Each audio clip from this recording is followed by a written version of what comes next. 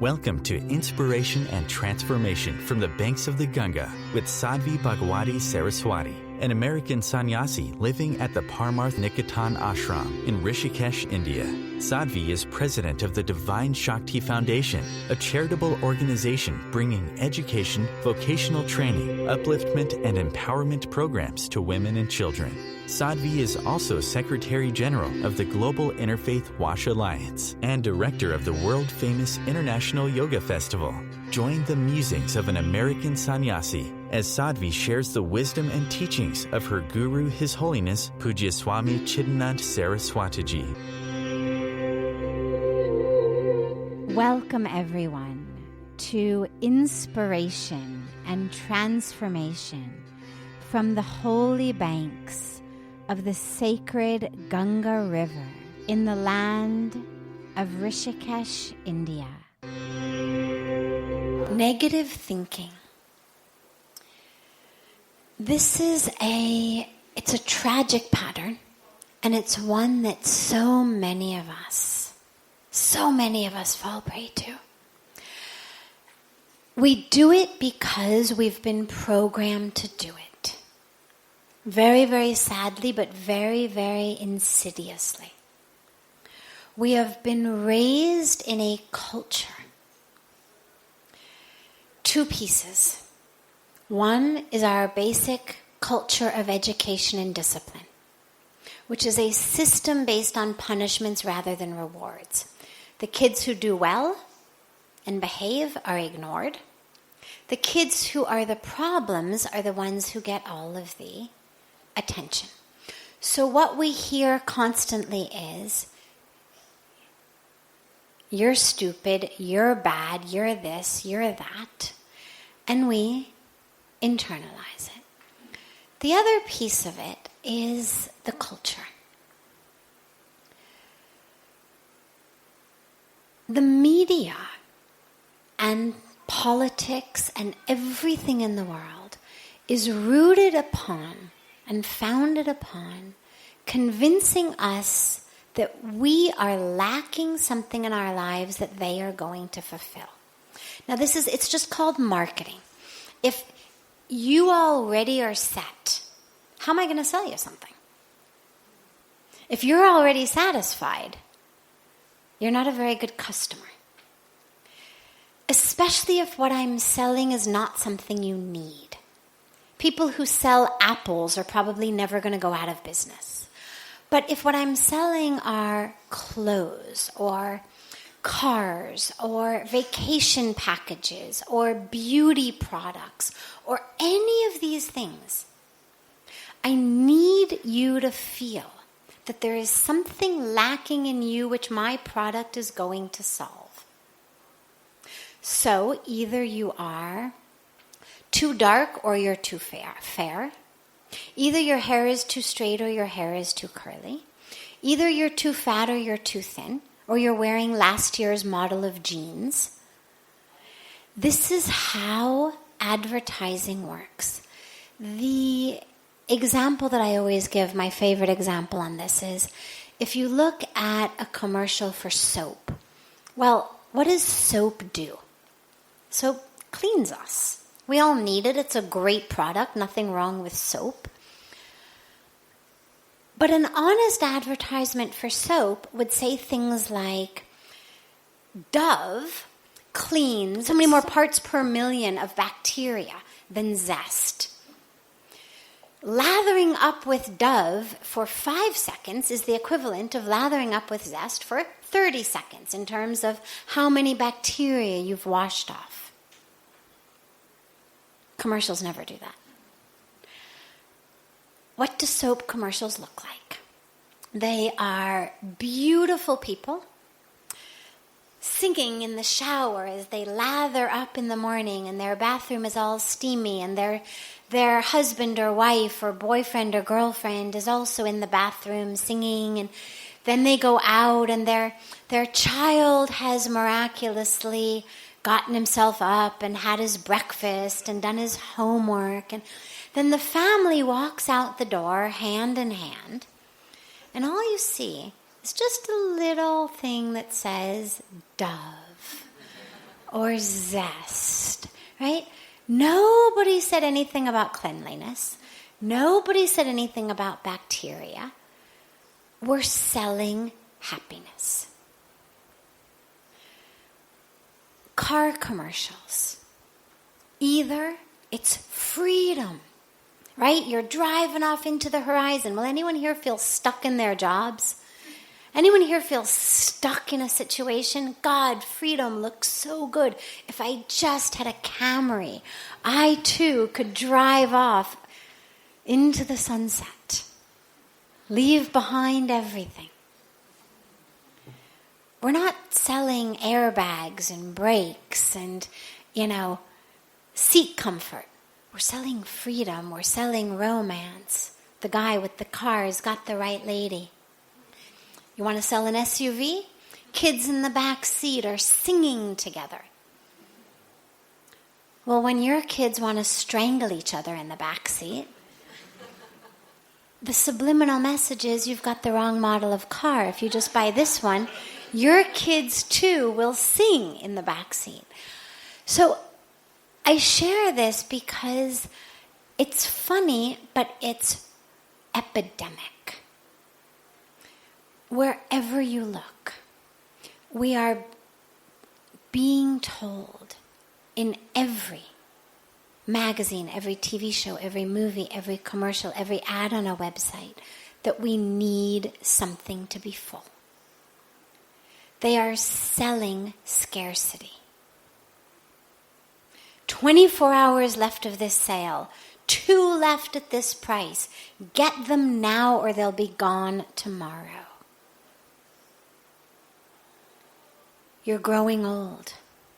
Better get the right car, have the right family, take the right vacation, drive your Camry off into the sunset while you still can. It's all about scarcity. If they tell us, oh, don't worry, we've got 1 billion in stock, they'll probably, price will go down probably in a few weeks. It's not going to sell. 24-hour sale, this week only, get it now. It's all about scarcity. And so what happens is we have been indoctrinated and brainwashed to believe that A, we're not enough. There's something wrong with us, something lacking. B, these people have it. And C, you're running out of time. Now that sounds very superficial. And even if we don't internalize the message about the car or the soap, we do internalize the message that we're not enough. We do internalize the message that there is something wrong with us.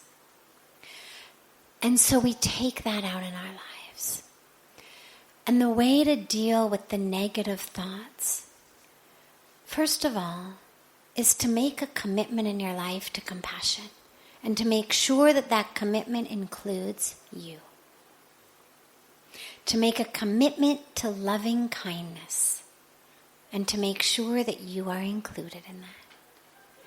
And number 3, to identify the voices. As the voice comes in, ask yourself, look at it. Who are you? Are you a commercial? Are you my 5th grade teacher? Are you my mother who meant really well when you said to me, why can't you be like your older sister? I mean, parents mean well. They don't mean to mess us up forever. It just it happens. And again, it's not their fault. Look at any 25-year-old. They're kids. That's how old our parents were when they gave us these messages that we're carrying for decades. They were doing the best they could. But they were 23, 24, 25. They were babies, figuring it out as they went along. They didn't mean how it came out. But we internalize it.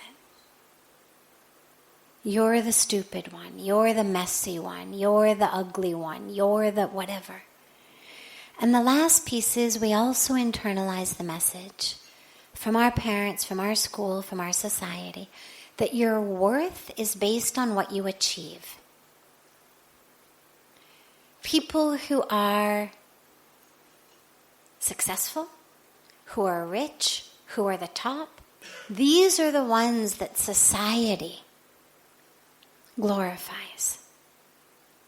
And the message is your value, your worth is inextricably linked with how much money you make, how high you have climbed on the career ladder, whether you're the president or CEO versus the mail clerk. Not just your salary is dependent, but your entire self-worth. And so we internalize that, and even if we don't go a traditional path, and even if we're not climbing a ladder to be a corporate VP or CEO, maybe if we could dream so high, we've still internalized the message that you're only as worthy as what you achieve. And today, sadly, living a normal life has become sort of substandard. Today it's all about what are you going to do that's never been done before? What are you going to do that sets you apart? It's a disease. I mean, really, it's actually a very, very serious disease afflicting pretty much everyone between the ages of about 10 and 50, but primarily the younger. It's a recent disease. Look at your parents. Look at your grandparents. I mean, did anybody's grandmother want to, do something that no one had ever done before? No, she wanted to raise a family and, cook a beautiful casserole that would feed her family and maybe have a garden. This was enough. Do some charity. Invite the neighbors over for dinner. This is what life was about. Today, you've got to do it all. You got to have a career. You've got to have a family simultaneously. Take care of your health. Squeeze your own organic juice. Get to the gym. Meditate. Do yoga. And stay peaceful and loving and happy while you do it all. I mean, really, the standards have become just insane for what counts as a legitimate life. And so no wonder we're all telling ourselves over and over again, you're not good enough. We've created a standard that none of us can possibly achieve. But again, like what I was saying in the earlier question, is when you look at it, it tends to dissipate. If we can look at it and say, oh my God, I can't believe I've gotten sucked into that model. I can't believe I've been brainwashed. Wow, yeah, you're right. My grandma was a really happy lady. Like, deeply fulfilled. Not that that's what I want to do with my life, but that there's nothing wrong with that. I actually have a lot to learn. A lot to learn from the elder generations about life. And so if we can just look in and recognize we are enough, it's not about what you do. It's about who you are. Let that be your gauge. Not what you do, but who you are. And if who you are is compassionate and loving and kind, it's a fantastic achievement. Just remember to extend it to yourself. You're listening to OTR-FM, part of the IOM radio network. Being a radio host on IOM FM allows you to build your show on a rich platform with the power of the internet to fulfill your outreach goals and connect with a very specialized and global online audience, unlimited by time and distance. OMTimes Radio will provide you with web relevance, a recognizable conscious brand, and with the standard of excellence that has accompanied every single Circle of Hearts Radio is a sanctuary on the airwaves. Join me, Grandmother Alaya, in the circle on Sunday 2 p.m. Eastern as I share information to both enlighten and nourish your soul. Hi, this is Christina Ricci with RAIN. Every 2 minutes, another American is sexually assaulted. If you or someone you know has been sexually assaulted, you are not alone. Help is just a call or click away through the National Sexual Assault Hotline. Please call 1-800-656-HOPE, that's HOPE, or visit RAIN.org, that's RAINN.org. Brought to you by RAIN and this station. Welcome back to Inspiration and Transformation.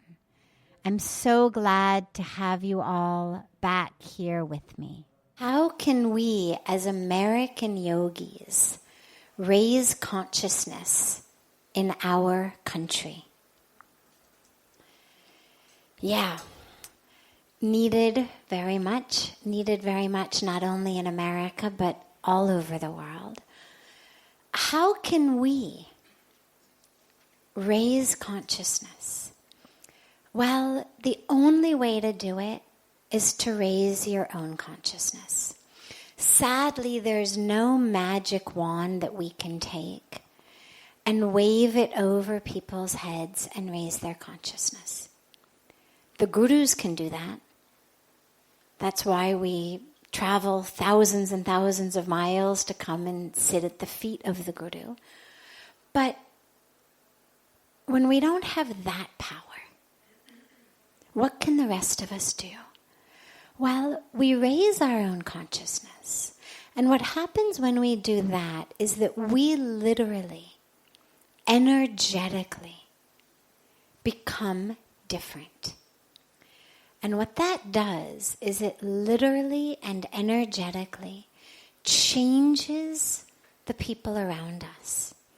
We all know that we receive people's energy. This is where people will say things like, I just got a really bad feeling around that person. Or, God, I got such an amazing feeling around that person. People talk about good vibes and bad vibes. It's sort of a new agey way of referring to this. But it's really just energy. There's now incredible science that is showing what the sages and saints and rishis have said for thousands of years, which is what you think, you emanate.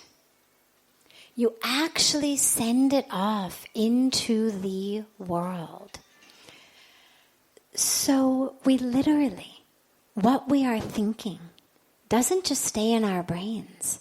There's now incredible science showing that there are machines that can give you a brain scan without touching your head. Now, this is amazing when you think about it. We've all seen, either in real life or on TV or in the movies, images of what brain scans look like. They hook up a machine to your head, and then on a screen, on a monitor, on a machine, you get a reading. They now have a machine that can do that inches away from your head. The implications of this are huge. What it means is that literally what we are thinking, what we are feeling, is going out into the world in a strong and exact way, such that a machine, not your loved one, not your spouse or your kids or your friends who say, are you sure nothing's wrong? You sure you're not sad? But a machine that doesn't even know you, can pick up your brainwaves. So we should not underestimate the power of raising our own consciousness. One of the tragic mistakes that so many of us make is to take on what feels like a really noble mission to change other people. And typically we like to start with our family members, we like to start with our friends. And what ends up happening is, even though we've gone into it, from a beautiful place in our heart, we've had an experience. We've had an opening, we've had an awakening, we've had an awareness. We want to share it with them. We want them to also have it. The tragedy is that you cannot give that experience to another person. And typically when they are your family members, what they take that as is you trying to change them.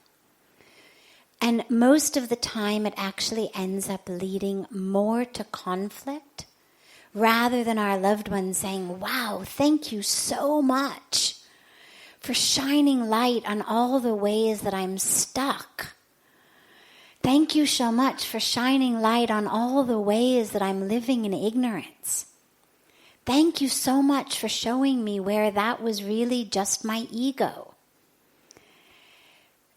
Very few people react like that. Most of the time what we get is, shut up. Don't tell me what to do. You are the problem. I was not stressed until you walked into the room. I'm very calm. If you don't tell me to calm down, I'm very calm. If you have a problem with how I am, fix it. So we get all sorts of varieties of what we'll call non-effective responses. Hasn't helped us, hasn't helped the person. But what we don't recognize is the incredible power of just being in our truth. It's very powerful. And slowly, slowly, because we do emanate that, it impacts people. It changes them. People around us feel differently. We may not always get the credit for it. That's okay. We have to give up our attachment to them knowing that it was us who changed them. Because they may just think that they started feeling differently. They may attribute it to something else. And we have to allow that to be okay. But there's one more piece, which is, in addition to raising our own consciousness, we also are global citizens. And when things are going on in our communities, in our countries, in our world, that we know are not right, we actually have a responsibility to respond. That responsibility is because we're a member of a global family. If a member of your family were in trouble, whether they became a drug addict or an alcoholic and you had to organize, a family intervention, whether they became very sick and required medical treatment, maybe the family had to make financial sacrifices to get it, whatever. Break a leg, have to be moved from the upstairs bedroom to the downstairs bedroom, so we all readjust. Okay. We respond. We don't just ignore it and pretend it's not happening and just meditate in our own room. Yes, we keep meditating in our room as well. It makes us much better able to deal with that, which is going on in the family. But we also act. And that is true in our world. We have to respond. Each of us in different ways. There's no cookie cutter response. Thou shalt act in this way. Thou shalt spend 15 minutes every day doing this or that. Each of us has different abilities. We have different skills. We have different connections. We have different opportunities. We have different areas of influence. But being spiritual does not mean I cut myself off from the world. Spirituality is not an either or. It's an and. It's a yes and yes. The beautiful metaphor that's used so frequently in India is the metaphor of the lotus flower. It sits in the muck, in the dirt, but it stays white and beautiful and miraculously muck-free. And that's really the model. It's not about, oh my God, you're mucking me, I have to go away. But how can I stay here? Stay with my roots in the muck, literally, and yet give my fragrance, give my beauty, give my own nutrients back into this muck. Whether it's through photosynthesis, whatever I'm doing, I'm actually able to channel assistance, nourishment, nourishing back into the muck. But I have no attachment that it's going to stop being muck. I just know that this is my role. And it's a really beautiful metaphor to think about. It's not I get drowned. It's not I stop being white. It's not I lose my fragrance. But it's this beautiful, just visual to hold. And for most of us, it's a pendulum swing. For most of us, we go from being fully in the muck to being a few feet above the muck. Roots not quite grounded. And then we swing back to reground ourselves. Then we find ourselves a little bit mucky.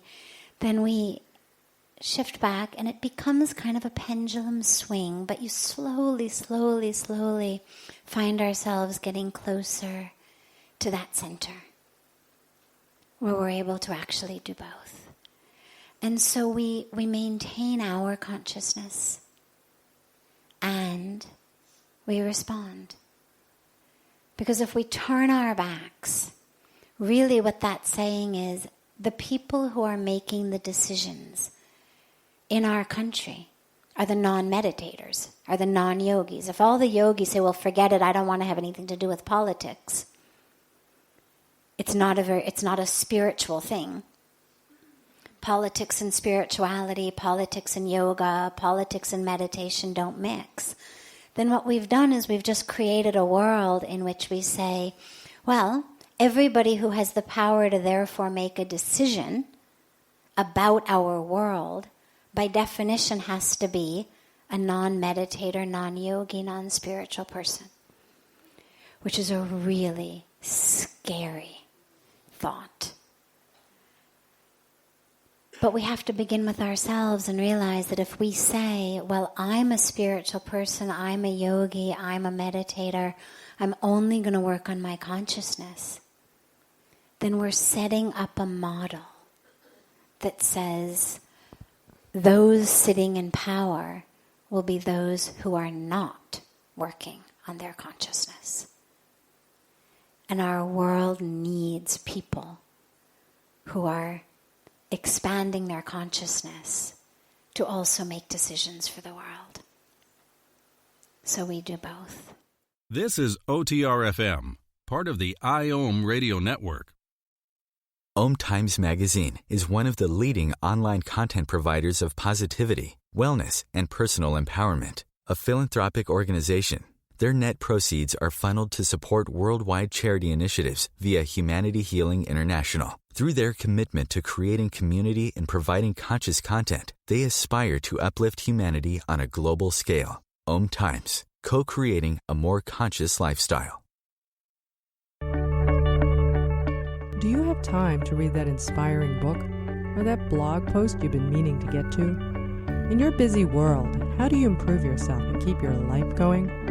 I'm Lisa Kay, and my Between Heaven and Earth radio show can transform your life just by listening. Be uplifted with inspiring topics, positive stories, and ideas that really work.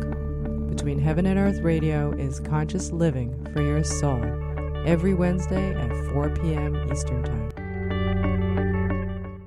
Like Baldwin with People for the Ethical Treatment of Animals. I grew up loving circuses and other traveling animal shows, but it never occurred to me what life might be like for the animals. Training wild animals to do things they don't understand takes force. Routine discipline with a hook or whip with the heel of a boot shows the animal exactly who's the boss. Don't patronize animal acts. Please contact People for the Ethical Treatment of Animals. 757-622-PETA. Welcome back. This is Sadhvi Bhagawati Saraswati with inspiration and transformation. How can I open my heart and live with unconditional love, even when I am fearful? What are we afraid of? When we don't open our hearts, what is the reason? What is it we're afraid of? Here's what's interesting about this. We're going to weave this back into love, but it's really important before we can look at how to get rid of fear, to look at, well, what is it we're afraid of anyway? And they all go to the same place. But let's look for just a moment at death.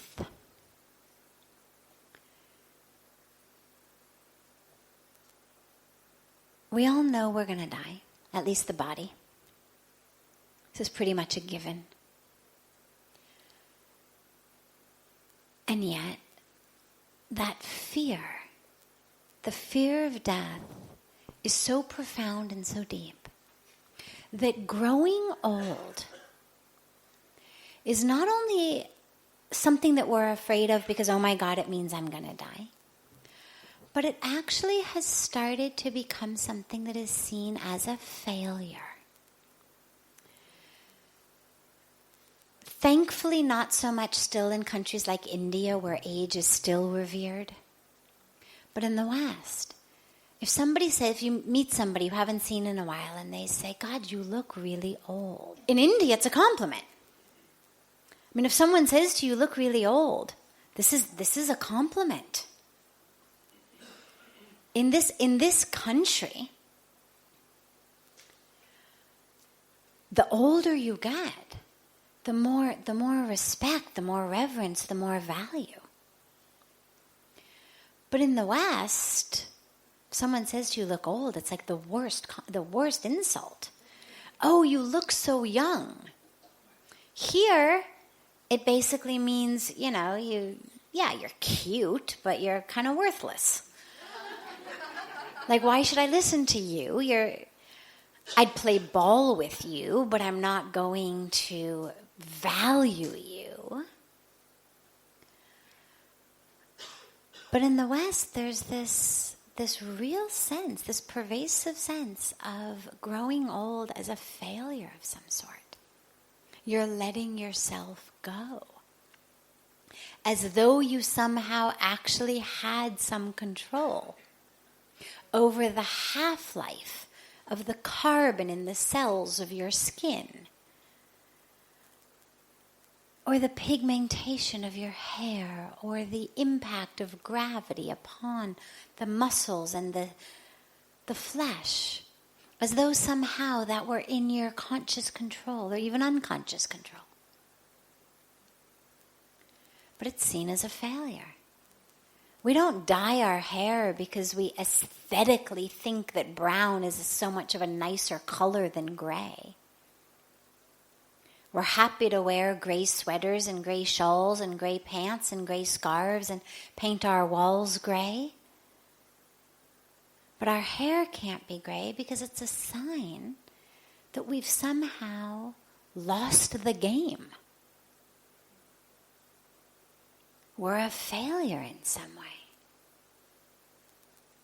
And this is a real deep-seated issue.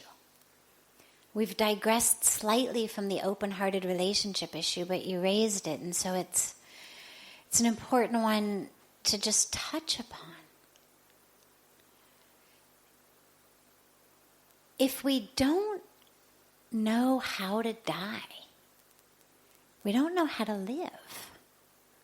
If we are living in a constant state of denial of death, we are not living authentic lives.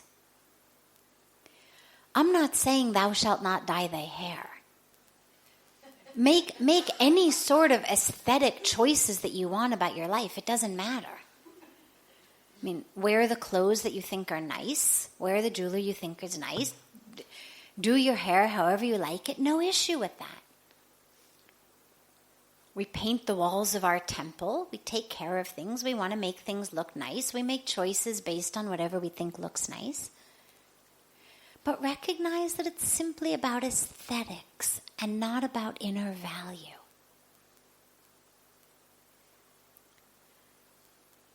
That I've not lost something. I'm not weaker. I'm not less worthy. My physical body is doing what physical matter does, which is it degenerates. That's what matter does. That's where the word half-life came from. Nothing that's material doesn't degenerate. Certain things at different rates, but everything degenerates that's physical.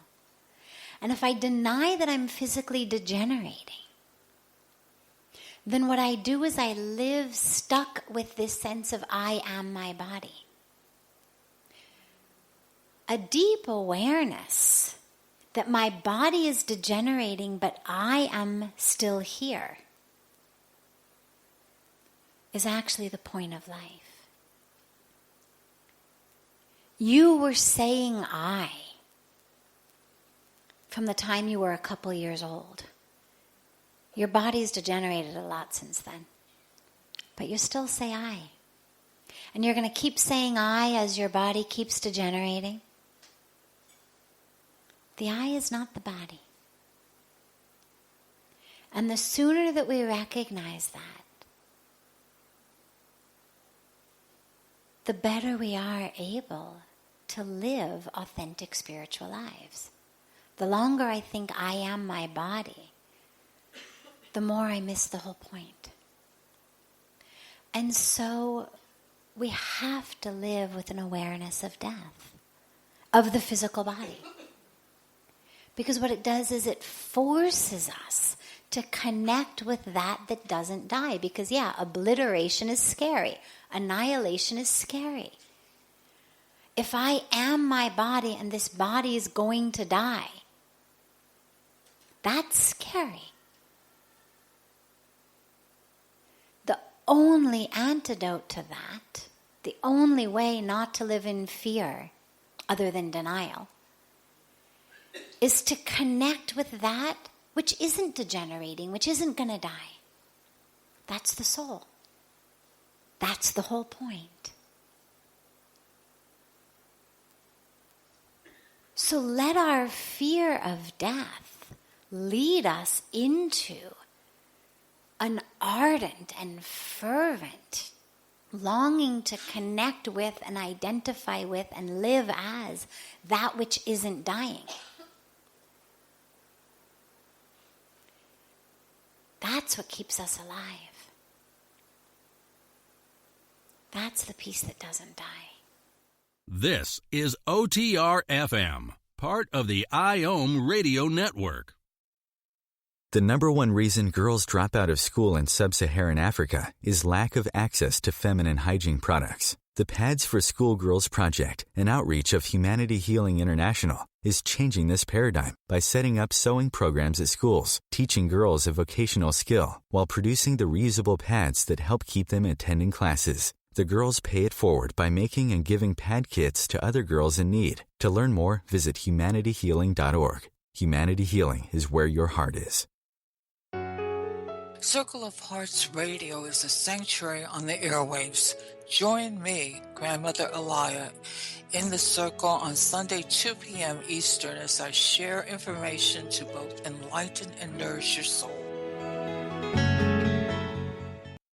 When I broke my foot, for leaving me alone when I wanted to be alone. And now, as a grown-up, I'm thankful for being able to take care of you, my dear mom, for taking you to your therapies, for understanding that sometimes you simply want to be alone. Roles change without us noticing. That's why AARP gives you the information to provide even better care for your loved one. Visit aarp.org/caregiving. Brought to you by AARP and the Ad Council. Welcome back. This is Sadhvi Bhagawati Saraswati, and thanks for coming back and joining us for more of inspiration and transformation. In our relationships, though, so how do we have this unconditional love when we've got fear of rejection? If we get rejected, what does it mean? It means we're worthless? Means we're nothing.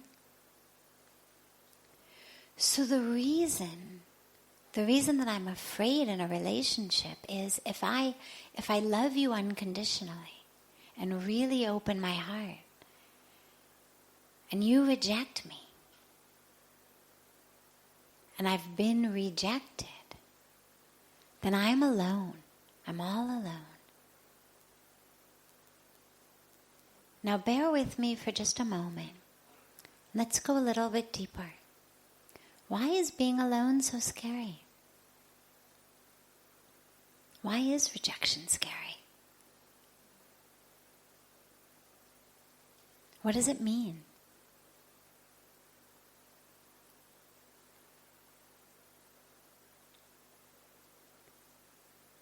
Here's the tragedy. We have only one person upon whom we can count on for our entire lives. That's us. Everybody else at some point is going to leave us. Whether they leave us by choice, whether they leave us by death, everybody's going to leave us, unless we die first, which we're afraid of for separate reasons. So it's a lose-lose situation. You can be pretty sure that your worst fear is going to come true. Either you're going to die first, or you're going to be left by the person whom you love. There is no way out of that situation.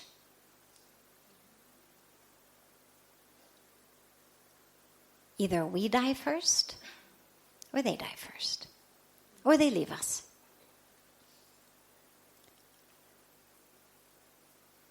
The only one we can count on to be present all the time is ourselves.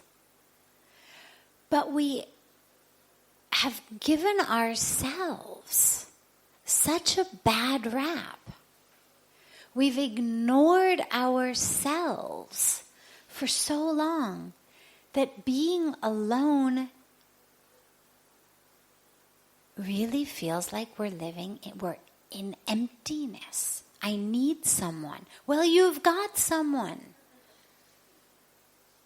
You've got someone who the rest of the world thinks is pretty wonderful. You've got someone who is the someone to other people. Why can't you be the someone to yourself? Why are we so unable to recognize the value in ourselves that being alone feels like there is no one?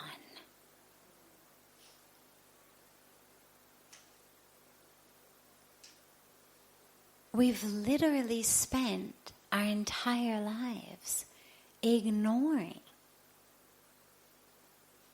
the only one who has stood by us in thick and thin, in night and day, in sickness, in health, who knows our deepest secrets, who has seen all of us, and who's still there.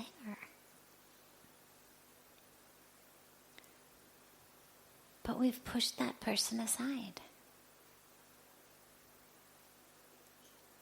And so the only way to get beyond the fear of losing another is to recognize how much we can comfort ourselves. The fact that even if no one else is there, there's still someone there. We are never alone. There's a beautiful line in the prayers we sing in the morning here that says, "Tua kele nahi pyare, Ram tere saath mein." You are never alone, my child. God is always with you. And whether we think of it as God outside of ourselves, whether we feel Krishna is always with us, or Ram is with us, or Jesus is with us, or Hanuman is with us, doesn't matter. Whether we think just I'm always with me, however we interpret it, there's someone pretty special that's always there with us.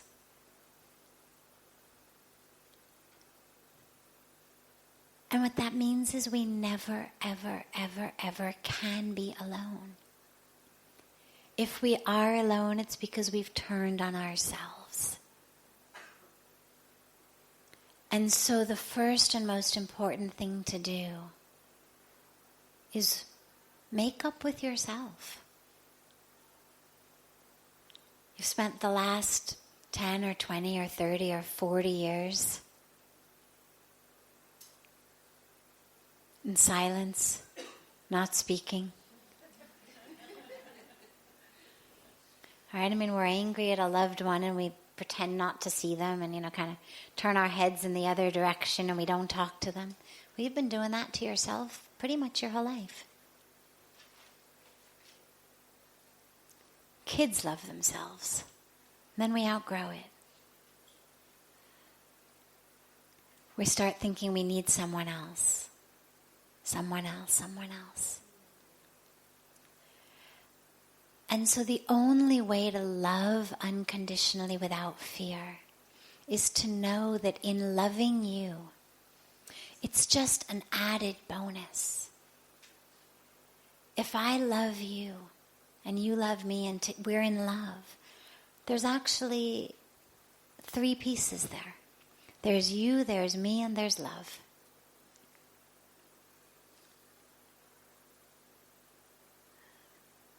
We attach it to the other person. They left me, therefore my love is gone. But the truth is it never existed in that other person. If your loved one gets up and goes to the bathroom or goes to the kitchen or goes to work or goes somewhere for the night, you don't feel any less love. It's not like it dissipates as they get farther away, like, the AC. You get farther from the AC, it's less cold. You get closer, it's more cold. I don't feel more love as I get closer. The love is there. It's not in your physical body. What it is that in love with you, through you, I've been able to tap into the part of me that is love. I've been able to experience that piece of me, part of me, ocean in me, source in me that is love. And that's in me. And when we recognize that, then yeah, of course, I really want you to stick around. It's really, really nice having you here. But I'm not going to shrivel up and die if you leave me. Because I am still here, and the love is still here, which means I don't have to be terrified. And if I'm not terrified, then I'm able to open my heart and love you fully. I don't have to protect myself. Protecting ourselves from love is one of the greatest and craziest tragedies that we do. We think we're protecting ourselves, And actually we're shooting ourselves in the foot. Because our whole purpose is, I'm going to protect myself from being hurt. Well, by not allowing myself to love you, I'm hurt today. I'm alone today in an effort to protect myself from being alone tomorrow. By opening up and loving you, I have the possibility to still be with you tomorrow. To be with you next year. But by refusing to really love you and really open up, I'm ensuring I'm alone from today. I may be physically with you, but I'm not full inside because I'm not open. So it's not about how many people are around you. It's about how deeply connected to them you are. And so in this effort to protect myself from losing you tomorrow, I've shut myself off today. I've already made myself alone today. So I open my heart with courage. Because it's the only possibility. Everything else ensures loneliness and ensures pain. This brings to a close this hour of inspiration and transformation. Thank you so much for joining me. I'm so glad to be together with you all each week. And I look forward to being together again next Thursday, same time, on OMTimes Radio.